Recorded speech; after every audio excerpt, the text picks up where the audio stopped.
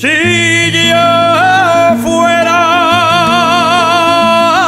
picador, cantaban guaje en la mina. Si yo fuera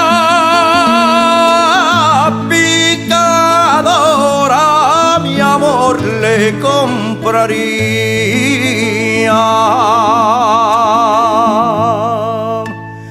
un collar de rojos corales engarzado en plata fina, y 15 años como 15 cartuchos de dinamita, con el fuego del grisú ardiendo en la sangre arisca, por el amor de una moza que de su amor no sabía.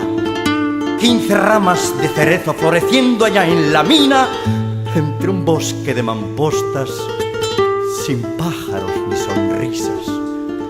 Qué sencillo de contar el romance de su vida, de su padre entibador. La herencia fue bien exigua, una lámpara apagada, las huellas de una caricia y un reloj que aún marcaba las 5:30 del día en que el grisú vino al Tajo, hambriento de carne viva. Echaste a andar el reloj, la lámpara fue encendida y bocamín adelante subiste a la sobreguía, con el alma en las espaldas y la noche en las pupilas. Si yo fuera picador, a mi amor le...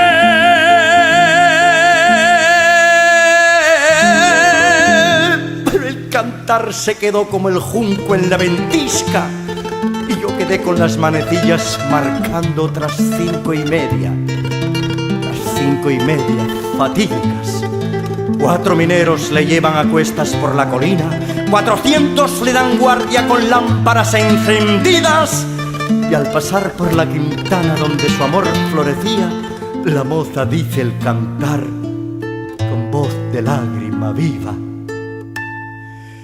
no me pudiste comprar collar de rojos corales,